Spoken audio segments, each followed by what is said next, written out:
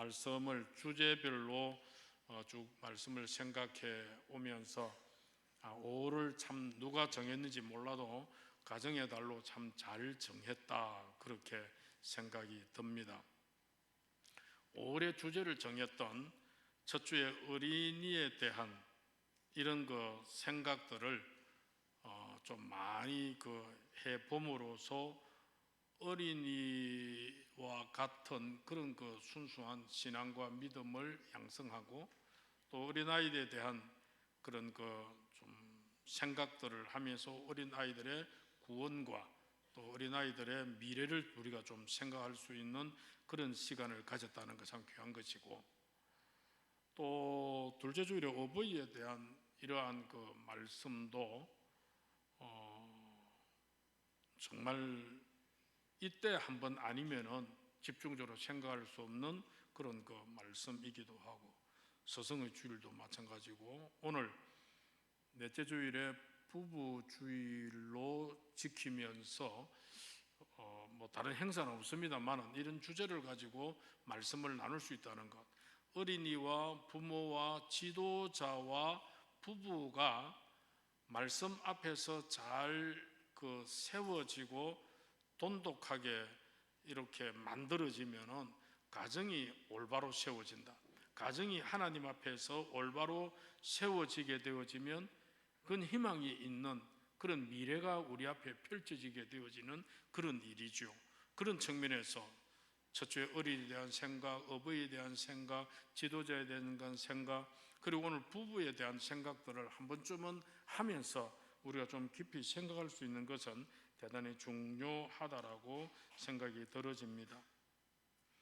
오늘 많은 부부들이 흔들리고 있고 깨어지고 있는 그런 모습들을 보면서 부부는 그 가정의 가장 중요한 기둥이죠.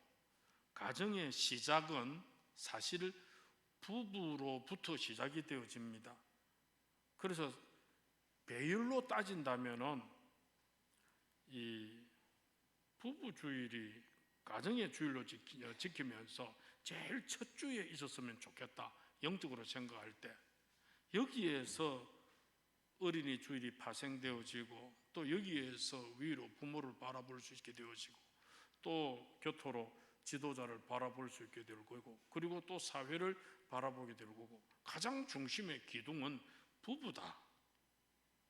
부부 관계가 무너지기 시작하면 가정도 무너지고 그 사회도 무너지기 때문에 부부는 대단히 중요하고, 부부는 사회의 가장 기본적인 세포와 같다, 그 말입니다.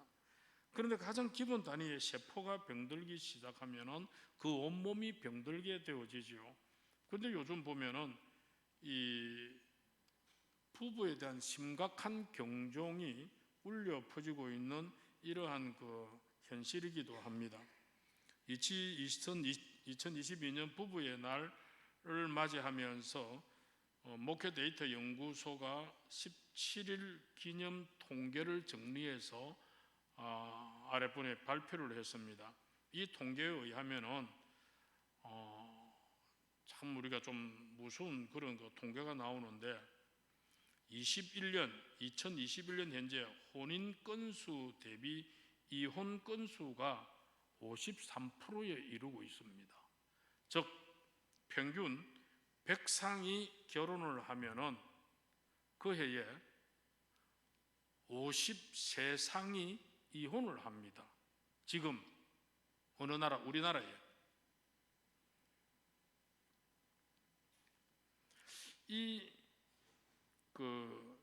이런 결혼을 좀 많이 했으면 좋겠는데 10년 전에보다 결혼 건수가 41%나 감소를 했습니다. 결혼 숫자 그만큼 작아져 버렸습니다. 그런데 그에 비해 이혼 건수는 10년 동안 비슷한 수준을 유지하고 있습니다. 그만큼 이거는 결혼 숫자는 작아지고 전체 통계적으로 이혼 비율은 높아지고 있다, 이 말입니다. 이혼 비율이 53%니까 두 상 중에 한 상이 이혼한다라는 그런 말입니다. 아마 여러분 주변에 많이 보게 될 것입니다. 특별히 황혼 이혼이 10년 사이에 2.3배 증가했다고 합니다. 결혼하신 지 30년 차 되는 그 부부, 황혼 이혼이 전체 이혼자의 18%가 된다고 합니다.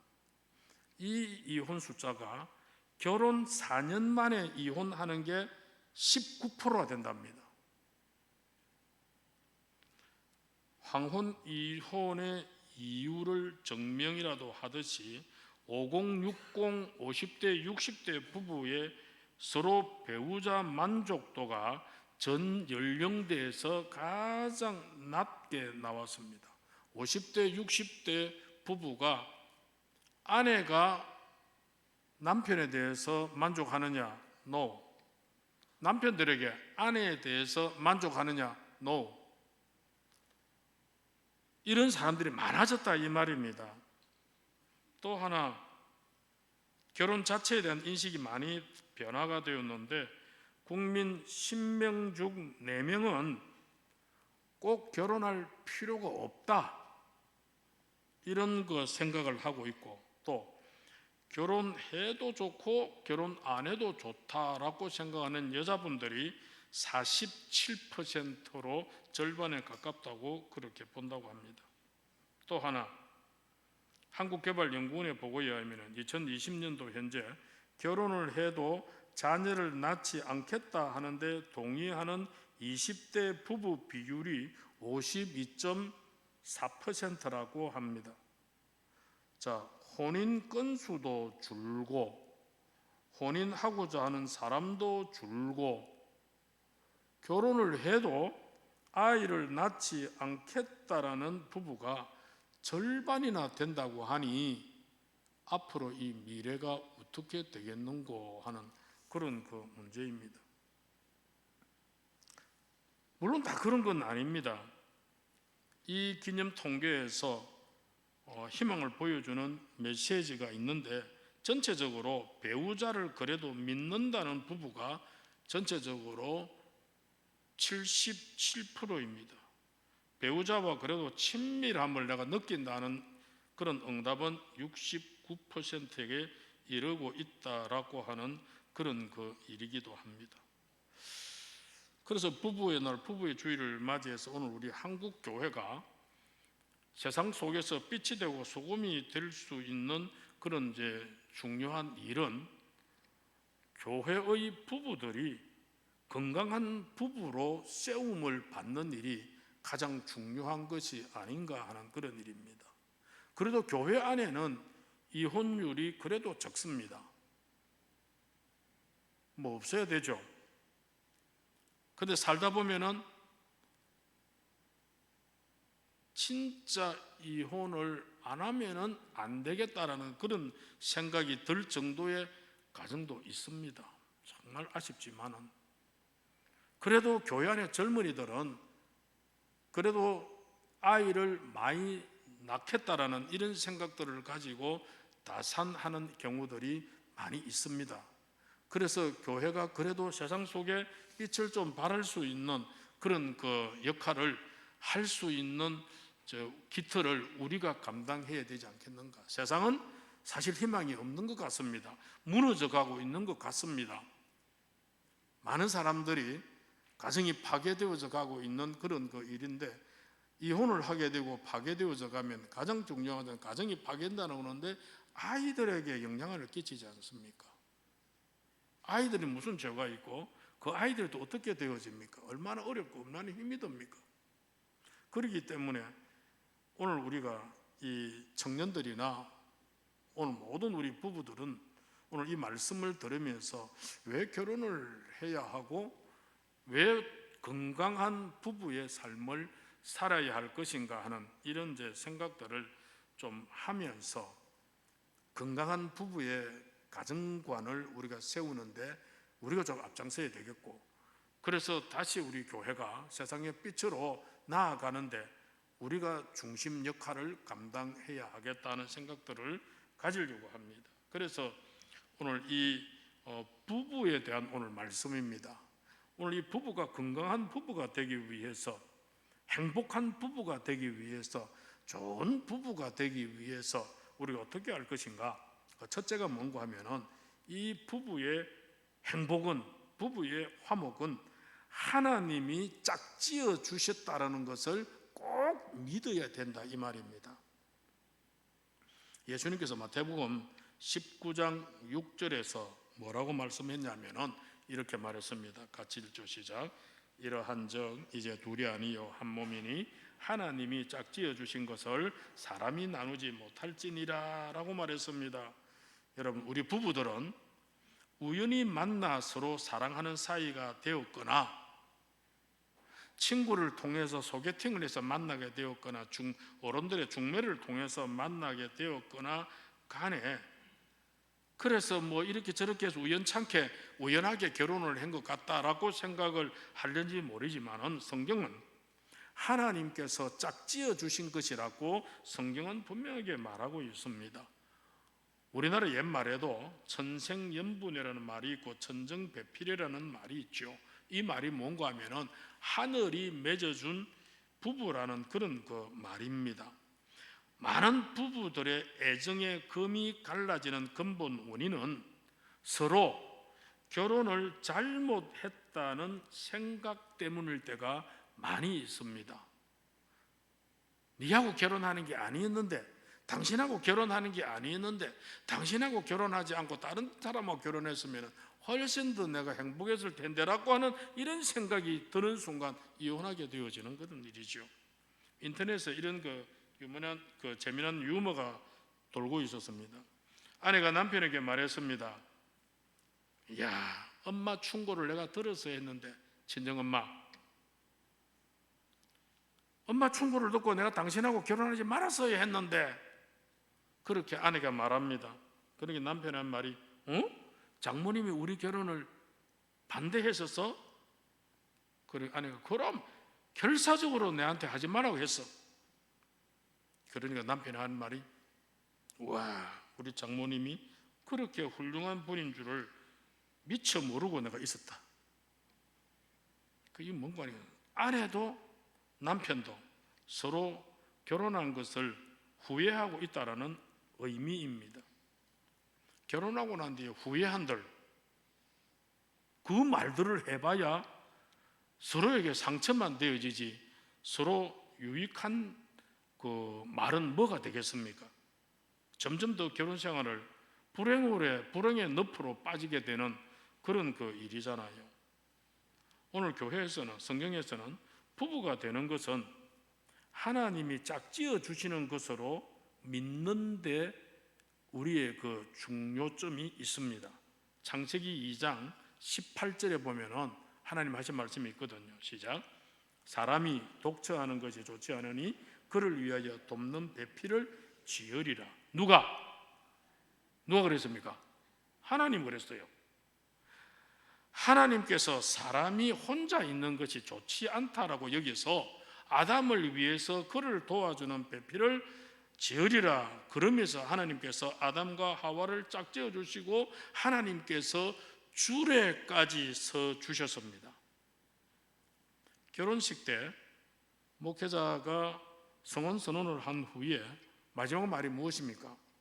하나님이 짝지어 주신 것을 결코 사람이 나누지 못할 것이라 선언합니다. 그럼 거기 참석한 모든 정인들은 아멘으로 화답합니다. 그러므로 지금 여러분의 남편, 여러분의 아내는 하나님께서 내게 짝지어 주신 것으로 믿을 때에 부부간에 서로 강하게 결속이 되어지고 하나님이 축복하시는 부부가 되는 줄로 믿으시기를 바랍니다. 왜 만났던 간에, 어떻게 만났던 간에 부부의 연을 맺게 되어졌고 살아가고 있다면 이것도 하나님께서 맺게 해주셨고 하나님께서 되게 해주신 것이다. 그렇게 생각하고 하나님께서 짝지어 주신 나의 남편, 하나님께서 내게 짝지어 주신 나의 아내, 하나님께서 주신 우리의 부부, 그 생각이 머리에서 떠나면은, 가슴에서 떠나면 절대 안 된다라는 그런 이야기입니다. 이런 이야기도 있습니다. 미국의 어떤 남자가 이혼을 했는데 그 이유는 부부가 성격이 너무 안 맞았습니다. 그래서 이제 이혼한 다음에 신문에 새로운 아내의 후보자의 조건을 그가 자세하게 내걸었습니다. 광고를 냈습니다. 그랬더니 놀랍게도 20만 명이나 되는 여인들이 이력서를 냈습니다.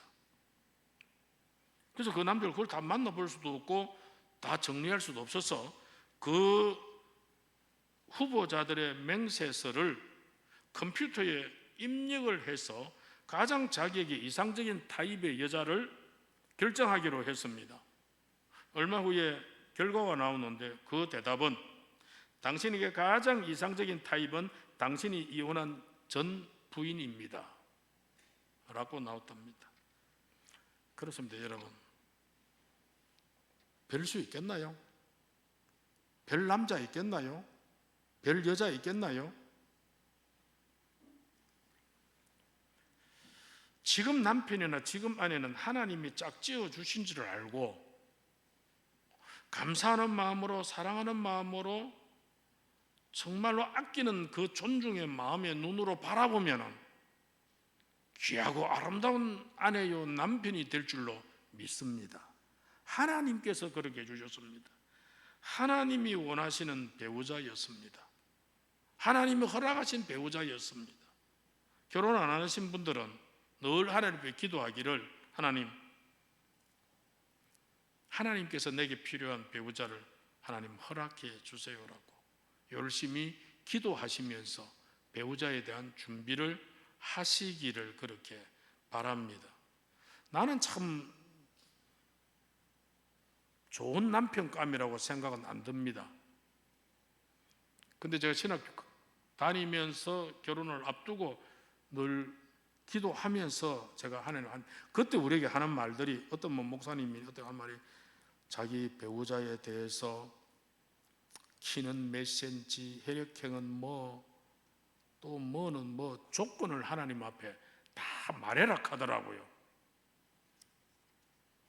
그런데 이제 저는 생각할 때 내가 조건 말하다가 진짜 필요한 조건이 있어야 되는데 내가 무식해가 말을 하나님 못 해가지고 하나님이 그거 안 들어주면은 나 어떻게 되겠노 하는 이런 생각이 저에게도 들었습니다. 그래서 저는 하나님께 기도할 때 그랬습니다. 하나님, 내 성격 아시지요? 하나님, 내 별로 안 좋은 거 아시지요? 그런데 하나님께서 목회자로 부르셨는데 저의 목회의 길에 정말로 하나님 꼭 필요한 그런 아가씨를 하나님께서 정해 주세요. 만나게 해주세요. 그런 제게 맞는, 하나님이 보시기에 제게 적합한 그런 아내를 만날 수 있도록 해주세요라고 그렇게 저는 기도했더랬습니다. 그래, 맞죠? 그 기도가 응답된 줄로 믿습니다. 우리 교회 성도들은 지금 제가 못돼가지고 내한테 감히 겁이 나서 말을 못하는 모양인데, 전에 있었던 일동교회에서 누가 그랬대요. 목사님보다는 사모님이 훨씬 좋습니다. 그래서 그때는 성질이 빠딱 나가지고 좋으면 사모 데리고 교회 생활 해라. 내가 말은 못했지만 속에서 일이 올라왔습니다. 근데 참 감사한 일이죠. 마누라까지 설치고 마누라까지 성질이 급하고 못됐으면 어찌하겠습니까? 사모들이 설치면 그 목사님 목회를 오래 못 하거든요. 이웃이 어느 교회라고 말은 안 하겠지만 사모가 좀 똑똑했습니다. 남편은 참 선비 타입이었고, 남편이 선비 타입이니까 여자가 설칠 수밖에 먹고 살라고 하니까, 살아가려고 하니까 그런데 여자가 너무 설치니까 그 교회 아줌매들이 사모님이 너무 설치니까 그래도 싫어요. 다 교회들마다 설치고 싶은 사람들이 있는데, 왕노릇 하고 싶은 사람이 있는데, 막 자기가 다 하고 싶은 사람이 있는데, 사모가 너무 설치고 너무 예쁘고 나면 자기 설 자리가 없잖아요. 그러니까 사모하고 부딪히게 됩니다. 잘해도 문제고 못해도 문제고, 그러다 보니까 싸워가지고 그래 막 그렇고 해서 정말로 관계들이 안 좋아가지고 목사님이 이동할 수밖에 없는 그런 일들이 있었습니다. 어쨌든 여러분, 부부는 하나님이 짝지어 주신 것이다. 그러나 100% 넘잖아요. 하나님 짝지어 주는데 완전히 100%가 있는 건 아닙니다. 그건 그 다음 좀 이야기하고, 가장 기본적으로 깔아야 될 것은 하나님이 우리를 짝지어 주셨다 하는 이 생각. 하나님 앞에 누가 까불 겁니까? 두 번째, 가장 중요한 것은 살아가면서 부부는 예수님을 중심에서 살아가야 부부가 화목하고 부부가 승리할 수 있습니다. 본문에도 아내와 남편이 해야 될 태도에 대해서 말씀을 하면서 죽게 하듯, 그리스도, 구주, 이런 말도 7번이나 나옵니다. 오늘 말씀을 보면 계속 죽게 하듯, 이 말씀 계속 나옵니다.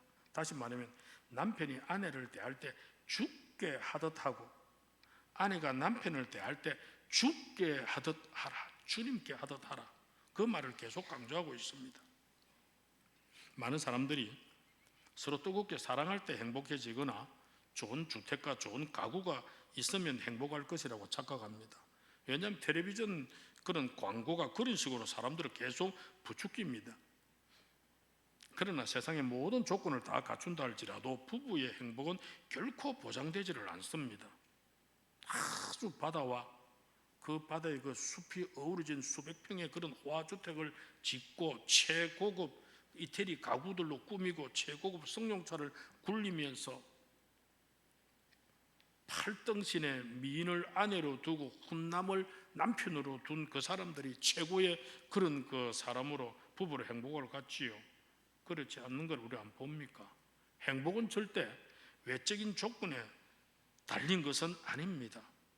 최고의 인기를 누리던 잘난 탤런트들이 서로 결혼을 합니다.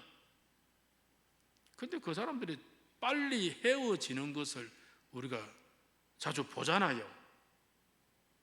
세상의 어떤 조건이나 돈이나 주택이나 가구나 화려한 의상이나 높은 지위, 이런 것이 부부의 행복을 만드는 건 결코 아니라는 것을 아셔야 합니다.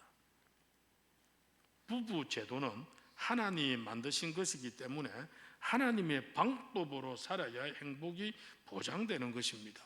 예수 그리스도를 중심한 부부만이 화목할 수 있고 행복할 수가 있습니다. 무엇보다도 부부가 예수 그리스도가 중심이 되어야 되는 일이죠. 제가 결혼 주례를 하면서 앞에 공부할 때에 결혼 예비학교를 한 몇 시간을 가집니다. 꼭 가지면서 꼭 강조하는 것이, 살면서 하나님을 중심에서 살아라, 예수를 중심에서 살아라. 왜 그런가 하니까 각각 한 30년씩 각각 따로 살아왔습니다. 다른 환경 속에서, 다른 가족들 속에서 다르게 먹고 살아오는 그런 그 삶에서 그렇게 살아오다가 같이 만나면 똑같겠습니까? 다르겠습니까? 다르잖아요. 제가 결혼을 딱 하니까 이만한 칼치를 한 토막을 후라이팬에 이렇게 뽑아가지고 내놨는데 싱거워서 못 먹겠어요. 그러면 간장 좀 둘락하면 될 건데 짜증이 팍 오릅니다. 무슨 칼치를 굽는데 이리 싱겁게 굽느냐. 이거 한 조각, 한 마디 이걸 가지고 이게 싱겁어가지고 밥 한 숟가락하고 같아요. 밥 한 숟가락을 요것만 먹어요. 뭐 싱겁게 그럼 먹으면 안 됩니까? 나는 어째 먹어왔느냐 하면, 저희는 살면서 아줌매들이 칼집 반티에 이렇게 칼집을 입고 칼집 사이 쏙 하고 이렇게 오면은, 이제 저희 집에 또 일꾼도 많고 하니까 엄마가 저희 집은 지금 반 정도는 이렇게 삽니다. 그럼 벌써 이거 오니까 그 햇빛이 상하고 하니까 그 소금이 치즈가 옵니다. 간이 돼가 옵니다.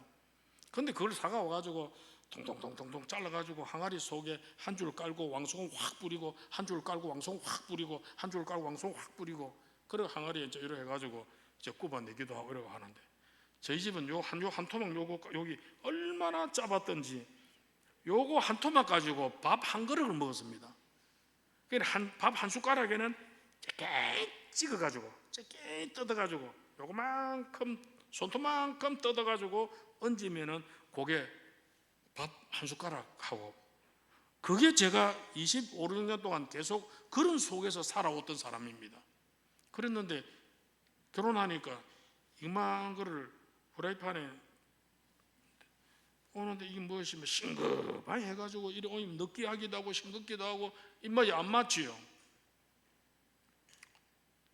그거 가지고 조금 말다툼도 있었습니다. 그 참 시근이 없으니까 뭐 주는 거 해도 고맙게 생각이 될 건데, 길이 틀립니다. 그건 제가 일례를 들은 것이고 서로 틀립니다. 살아온 게 틀립니다. 그거는 서로 삶의 방식이 서로 다르게 살아왔기 때문에 그렇다 하는 것을 생각하고 서로 이해하려고 하는 이런 마음 그다음 있어야 되는데, 우리가 그것 가지고 갈라서면 안 됩니다. 그런 틀리들 할지라도 틀릴 때, 자, 이게 하나님이 기뻐하시느냐, 이것 가지고 성질되는 것이 하나님이 기뻐하시느냐, 이것 가지고 숟가락 던지고 밥그릇 던지고 이것 가지고 기분 나쁘다고 막 화를 내고 하면 이게 하나님이 기뻐할 일이냐, 뭐 그런 것들 생각을 해야죠. 부부들이 깨어지는 이유에는 영적으로 사탄이 끼어들어가지고 자꾸 자기 주장만 하도록 그렇게 만듭니다. 자꾸 자기 주장만 하니까 자꾸 이게 서로 뻗나가는, 안 맞잖아요. 서로 살아오기 다른데. 하와와 아담이 에덴 동산에 그 좋은 환경과 그 좋은 조건 속에서 그들의 부부의 화목이 깨어진 이유는 사탄 마귀가 틈탔기 때문이잖아요. 더 근본적인 이유는 하나님 중심에서 벗어나려고 했기 때문에 그렇습니다. 예수 그리스도라는 반석 위에서만 가정도 부부도 복된 삶을 살 수 있는 것이지, 모든 것이 이것이 하나님 맞느냐, 하나님이 기뻐하느냐, 하나님이 기뻐하지 않느냐, 이게 성경적으로 맞느냐 맞지 않느냐, 그게 충돌이 되어질 때 이게 성경적이냐, 이게 하나님이 기뻐하느냐, 이게 예수님께서 원하시는 것이냐, 이걸 판단해서 그걸 가지고 이건 아니네 싶으면, 자기가 아니네 싶으면 자기가 물러서야 되고, 또 누구라도 거기에서 가정이 바로 설 수 있는, 그 다음 이게 세 번째하고 연결되어집니다. 세 번째 뭐가 냐면 부부가 서로 좋은 길은 서로 깊이 이해하는 데서 생깁니다.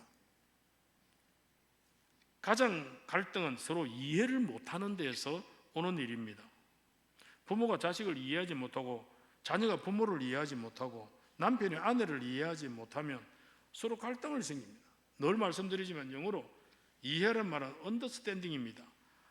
under라는 말은 밑에서, 스탠드 서다란 말이죠. 그 사람 밑에서, 그 사람이라는 그 밑에 서서 그 사람을 한번, 그 사람 입장이 돼서 한번 생각해 보라 이 말입니다. 시어머니는 며느리 입장이 돼서 생각해 보고, 며느리는 시어머니 입장이 돼서 한번 생각해 보라 그 말입니다. 그 입장에서 생각해 보면 그럴 수도 있겠다, 이해가 될 수도 있습니다. 남편은 아내의 입장에서, 아내는 남편의 입장에서 서 보면은 깊은 이해가 생겨질 수 있다라는 겁니다.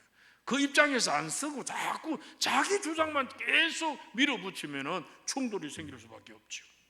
남편이 야, 이 사람 이건 이렇고 이래서 이렇게 된 기다라고 설명을 해도 그 설명을 안 받아들이려고 합니다. 딱 자기 어떤 관이 딱 세워지면, 가치관이 세워지면 그 가치관에서 네가 이거 맞춰라 이거죠. 왜 안 맞추느냐 이면 이해를 안 하려고 하면 그게 말이 안 돼. 베드로전서 3장 7절에 뭐라고 그랬습니까? 시작. 남편된 자들아 이와 같이 지식을 따라 너희 아내와 동거하고. 아내와 함께 동거할 때 뭘 따라 동거하라? 지식을 따라 그래요. 지식을 따라. 이 말씀이 무엇입니까? 뭘 알아라 말입니까? 아내에 대해서 알아라 이 말입니다. 아내를 좀 이해하라 이 말입니다. 아내의 형편을, 아내의 처지를 네가 좀 이해를 하라 이 말입니다. 아내와 얼마나 잘 사느냐, 남편과 얼마나 잘 사느냐, 이것은 아내에 대해서 얼마나 잘 이해하느냐에 따라 달라지고 남편에 대해서 얼마나 잘 이해하느냐에 따라서 정비례합니다. 많은 부부들의 갈등은 이해 부족에서 일어납니다. 어떤 여류 작가가 남성에 대해서 말을 하기를, 야, 남편들은 이해할 수가 없을 때가 많다. 어린 자녀의 나이나 생일은 기억하지 못하면서 자기가 좋아하는 야구 선수의 타율은 얼마라는 것을 잘 기억을 한다. 아내와 같이 집에 있을 때는 말을 안 하던 사람이 다른 데만 가면 왜 그래 말을 많이 하는지 도무지 남편들 이해를 안 된다. 그렇게 말하는 작가가 있었습니다. 반대로 또 남자들도 이런 말이 있죠. 나는 아내가 못마땅한 게 한두 가지가 아니다. 모처럼 한번 외출하려고 하면 속이 터진다. 나는 5분 정도만 옷 갈아입고 나서는데 여자는 왜 그래 복잡한지 거울 앞에서 이 옷 저 다 입어보고 이게 어때요? 저게 어때요? 이뻐요? 괜찮아요? 그렇게 막 물어댄다. 한참 후에 다 되었다고 나와가지고 현관 나와가지고 신발 신다가 이건 아니다 그럼 다시 들어가가지고 다른 옷 입고 나온다. 여자들 이해를 못하겠다. 그게 이제 남자들 말이죠. 그건 이제 남성에 대해서 여성에 대해서 이해가 부족하기 때문에 그렇습니다. 남성이 가지고 있는 성정이 다르고 여자가 가지고 있는 섬세함이 또 있잖아요. 그 남자가 여자의 마음을 다 모르잖아요. 여자도 또 남자의 또 호탕함과 또 그 기질을 모르잖아요. 그걸 서로 이해를 못하면 그렇게 되어지죠. 부부 생활에 참 중요한 것은 서로 이해 부족하면 서로 큰 타격이 온다. 부부 생활에서 서로 좋은 점이나 부족한 점을 이해하면서 지낼 때 그 가정은 천국에 가까운 삶을 살 수 있으나 부부가 서로 이해하지 못할 때에는 그 가정은 지옥에 가까운 삶을 살게 되어진다 그 말입니다. 왜냐하면 이해는 신뢰를 낳고 신뢰는 사랑의 힘을 가져오기 때문입니다. 꼭 우리가 기억해야 될 것은 뭘까요? 남자와 여자는 근본적으로 다르다. 그렇기 때문에 자기 남편과 아내를 이해하도록 연구해야 됩니다. 특별히 오늘 본문에서 반드시 명심할 것은 31절에 있습니다. 뭐라고 그랬습니까? 저는 연약한 그릇이라고 그랬습니다. 이 말은 남편도 인간인지라 연약한 그릇처럼 깨어지기 쉬운 존재지만 여인은 남자보다 더 연약한 그릇이라는 것을 서로 이해하라 그 말입니다. 사랑하는 부부 여러분, 어느 남편이나 어느 아내나 완전한 사람은 아무도 없습니다. 남편도 그렇고 여자도 그렇고 다 깨어지기 쉽습니다. 남편들이 강한 것 같아도 남편들은 나이가 들수록 또 더 약해지기도 합니다. 남자들이 약해지다 보니까 여자들은 나이가 들수록 또 강해지는 듯한 느낌을 받습니다. 그렇다고 여자들이 강한 여자들은 또 아닙니다. 그래서 서로가 서로의 좋은 점이나 부족한 점이나 서로가 이해하도록 힘을 써야 됩니다. 그럴 때 신뢰감과 사랑이 거기에 싹트게 되어집니다. 마지막으로 부부가 화목하고 부부가 행복한 길은 서로 돕는 배필의 자세를 가져야 한다. 창세기 2장 18절에 뭐라고 그랬습니까? 시작. 여호와 하나님이 가라사대 사람의 독자는 좋지 못하니 내가 그를 위하여 돕는 배필을 지으리라. 자, 하나님이 서로를 짝지어 주신 것은 배필자가 되기 위함입니다. 돕는 배필이라. 이 말은 돕는 짝이라 그 말입니다. 하나님께서 서로 짝지어 주신 것은 서로 돕기 위해서였습니다. 무엇을 도와야 합니까? 서로의 부족함을 도와야 합니다. 서로의 약점을 도와야 합니다. 서로의 연약함을 돕기 위해서 결혼을 했고 부부로 맺어졌다 하는 것을 알아야 됩니다. 그래도 어떤 부부는 결혼하자마자 무슨 결점이 나타났고 무슨 약점이 나타났다고 떠들면서 자기를 속였다고 부부싸움을 크게 하고 심지어 이혼하자라고 소동을 벌이는 경우도 있는데, 이건 결혼 정신을 모르고 결혼한 어리석은 자의 행동이다 그 말입니다. 오늘 본문의 요지는 남편은 머리이고 아내는 몸이라 그랬습니다. 머리만 있어도 못 살고 몸만 있어도 못 살죠. 머리 댕강이 하나만 가지고 뭘 삽니까? 머리도 없이 몸만 댕강 가지고 뭘 삽니까? 아무리 머리가 우수해도 손발이나 심장이나 위장, 콩팥 같은 그런 그 몸의 역할은 머리가 다 못하잖아요. 머리가 제대로 움직이려면 몸의 장기들이 전부 움직여줘야 머리가 움직이죠. 그렇기 때문에 남편들은 자기의 몸과 같은 이 아내들을 잘 위해 주어야 됩니다. 하나님이 부부를 만들 때에 남편 되는 아담이 잠든 사이에 그 갈빗대를 취해서 여자를 만들었습니다. 아담은 바로 그 모습을 보고 내 뼈 중에 뼈라 부르면서 감동을 했습니다. 왜 하필이면 남자의 갈비뼈로 여자를 만들었는가? 뭐 이걸 가지고 이래저래 좀 말들도 많이 있었습니다만, 인간에게 뼈는 가장 중요하잖아요. 뼈. 그 뼈에 골수가 들어있고 거기에서 피를 만들어내기 때문에 어떤 의미에서 생명의 근원이 거기에 있는 것하고 같습니다. 또한 갈비뼈는 몸의 엔진과 같은 호흡기관, 심장기관을 보호하는 아주 중요한 역할을 합니다. 한마디로 남자를 돕기 위해 갈비뼈로 만들었다는 그 의미가 담겨 있는 그런 일입니다. 재미난 글을 보면 이런 말이 있습니다. 하나님이 하와를 만들 때 왜 하필이면 갈비뼈로 만들었을까? 자, 다리뼈로 만들었으면 바른 습성이 있을 거고, 팔뼈로 만들었으면 삿대질을 잘할 것이고, 머리뼈로 만들었으면 아담의 훈장 노릇이나 할 거다. 더군다나 턱뼈 같은 것을 뽑아서 만들었으면 말이 많아 싸울 날이 그칠 게 없을 때이고, 어깨뼈로 만들었으면 거들먹거릴 거고, 목뼈로 사용했다면 교만할 것이니 행복할 짝이 될 수가 없다. 그러니까 갈비뼈는 정말 하나님 만드신 가장 큰 히트다 그럽니다. 팔 밑에 있으니 보호자의 뜻도 되고, 심장과 가장 가까우니 사랑의 재료이기도 하고, 갈비뼈가 나란히 줄지어 있는 것도 동고동락하며 나란히 걸어가라는 참 적절한 재료다라고 그렇게 말했습니다. 여러분, 그렇습니다. 부부는 머리와 몸처럼 서로 연약이나 부족을 돕기 위해 맺어진 배필이라는 겁니다. 무슨 목적으로 도울까요? 물론 서로 상부상조하는 그런 목적도 있지만, 가장 중요한 것은 부부는 하나님이 맡기신 그 사명을 감당하기 위해서 하나님께서 맺어주셨다 그 말이에요. 돕는 배필이라는 것은 히브리 원어로 보면 완전한 목적을 달성하기 위해서 다른 사람을 돕는 거다 그 말입니다.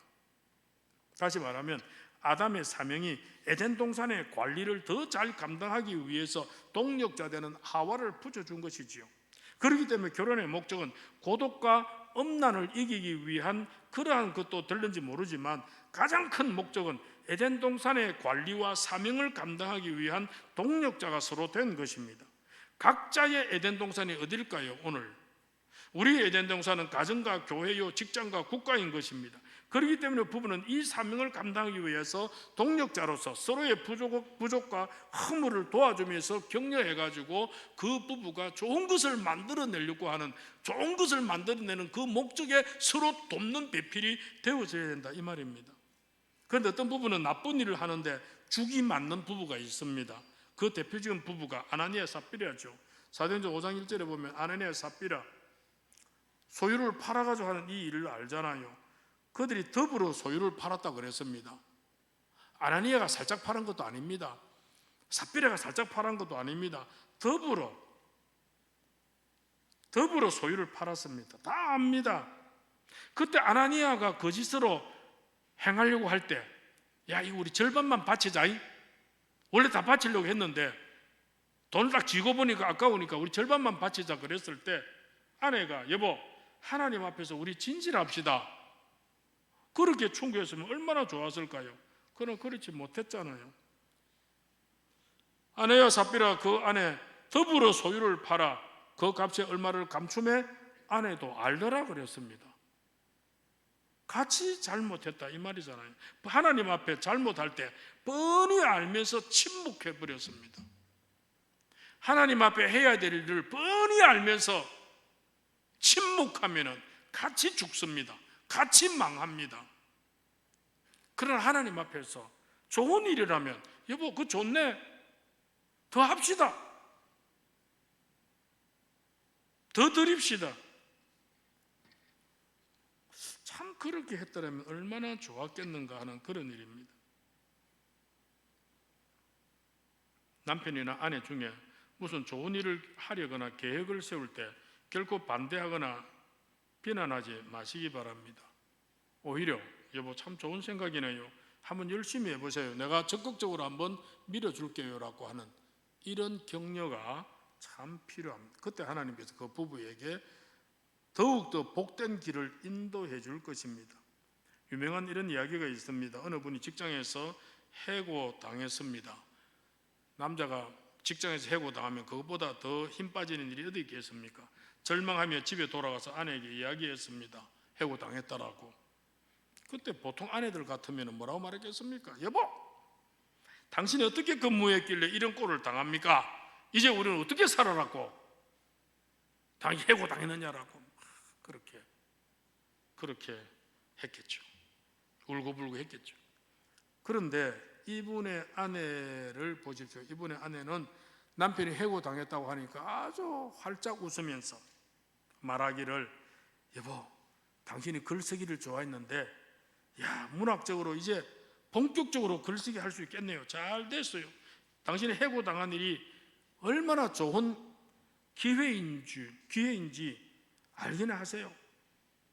그러면서 아내가 돈을 꺼내 놓았습니다.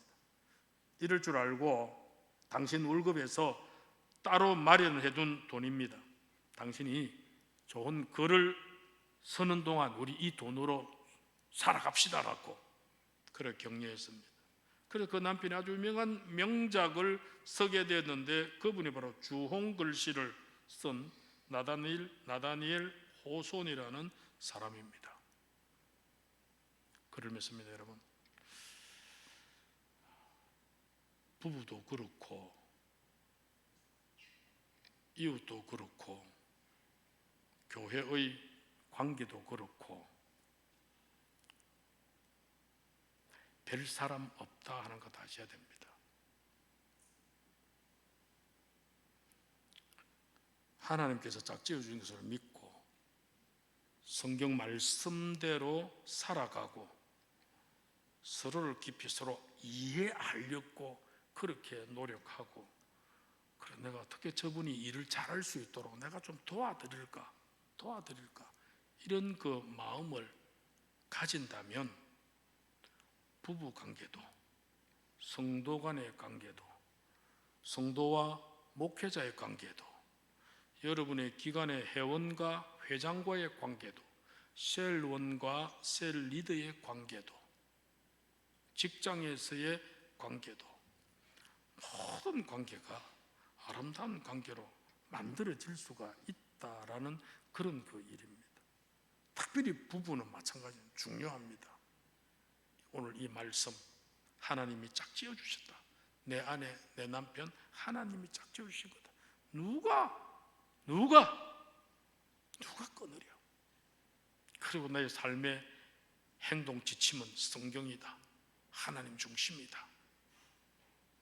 그리고 어쨌든 내 마누라 이해하려고, 내 남편 이해해 보려고 애를 쓰고, 그리고 나는 남편이 존귀하게 되도록 남편의 배필로서, 돕는 자로서, 아내를 도와주는 자로서 우리는 서로 우뚝 서리라. 그 모습 바라보는 그분들의 자녀들은 얼마나 행복하겠습니까? 얼마나 그 가정이 승리의 가정이 되겠습니까? 그 가정에 하나님께서 부어주시는 은총의 복은 또 얼마나 크겠습니까? 오늘 이 원리를 가슴에 새긴 그런 그 부부들이 되셔서 우리 본산교회에 속한 모든 성도들은 정말 아름다운 부부로서, 행복한 부부로서 지금까지 어찌 살아왔든지 간에 오늘부터 이 원리를 적용해가지고 나중에 저에게 개인적으로 목사님 지난 5월 22일 주일 설교를 듣고 그 말씀대로 우리 부부가 살기로 했습니다. 그래서 참 행복해지고 좋았습니다 라고 저에게 고백을 해주시면, 전달해 주시면 참 좋겠습니다. 오늘 이 말씀대로 안 살기를 원하는 사람 손 들어 보십시오. 오늘 이 원리 말씀대로 안 살려고 결심하는 사람 손 들어 보십시오. 손 안 드는 사람은 이 말씀대로 다 사는 거죠. 아멘. 하나님 감사합니다.